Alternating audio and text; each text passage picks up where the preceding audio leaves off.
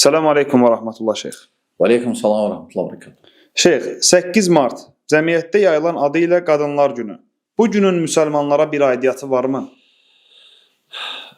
Elhamdülillah vahdə və salatu və salamu alə mən lə nəbiyyə bədə əmmə bə'd. Selamun aleykum və rəhmətullah və bərəkatuhu. Amma o ki qaldı 8 Mart Qadınlar Günü. Təbii ki, dinimizdə belə bir şey yoxdur. Qadınlar Günü və ya kişilər günü və ya uşaqlar günü. Elə şey yoxdur. Bunlar hamısı qəlbdən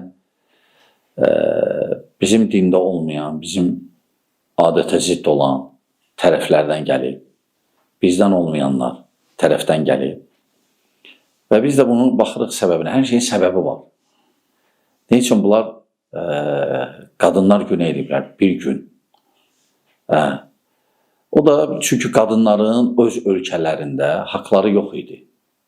Onlar işləyirdilər, işlədirdilər. Çox saatlarla işə cəlb olunurdular. Ona görə bir gün ayırdılar ki, heç olmasa o gün qadınlara hörmət edin. Təbii ki, indi bizdə də ola bilsin qərbə meyillilər və ya o tərəfə elə baxanlar ki, həyat göyki odur, özlərini oxşatmaq istəyirlər ola, götürürlər, başlayırlar olan adətlərini götürməyə. Əslində düzgün deyil. Əslində düzgün deyil. İslamda 8 Mart və ya Qadınlar Günü, kişilər günü belə şey yoxdur. Qadının hörməti həmişə qüvvədədir, əsasdır, əsas məsələlərdən biridir.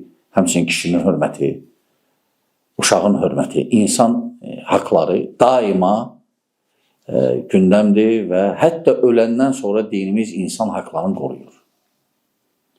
Ona görə elhamdülillah bizim dinimiz kamil, haqq, kamil və adətimiz də qarışıb bu dinə.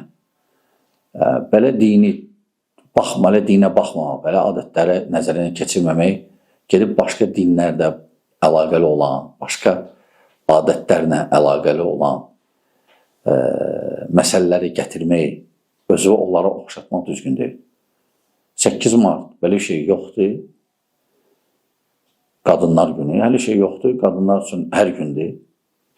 Kim hörmət eləyirsə, öz qadınına hər gün hörmət eləsin. Yox, qadınına pis baxıb, 8 Mart'ı gətirib bir dənə gül verməklə, ona məsələlər həll olunacaq.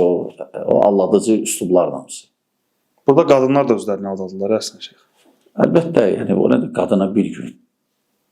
Neçə yüz gündən qadına bir gün ayırmaq özü hörmətsizlikdir. Yəni, yavaş-yavaş biz öz əslimizə qayıtmalıyıq. Öz adət-ənənəmizə, öz dinimizə, öz əqidəmizə. Və bu qədər. Allah sizdən razı olsun şeyh.